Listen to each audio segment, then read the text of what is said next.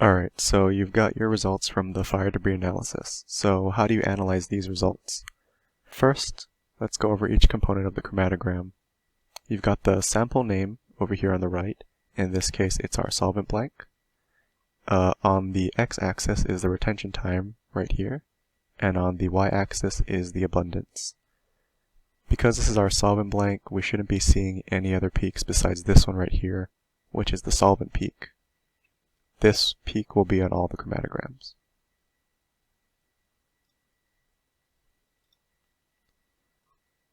In the jar blank, which is this one, we see our solvent peak once again, but also we see a second peak, which is most likely coming from the jar itself.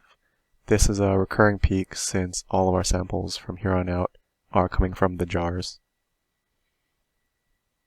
For analysis, what you're looking at is the overall pattern of each chromatogram.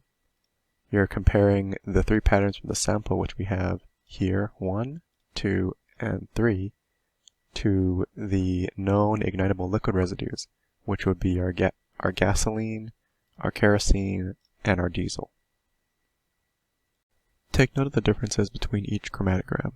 Gasoline here has a large amount of peaks right at the start. Kerosene, on the other hand, has some smaller peaks a little bit further down. And diesel has a lot of smaller peaks, much more spread out. On the last slide here, we have the three ignitable liquid chromatograms along with one of our samples stacked on top of each other. This allows easier comparison of the patterns.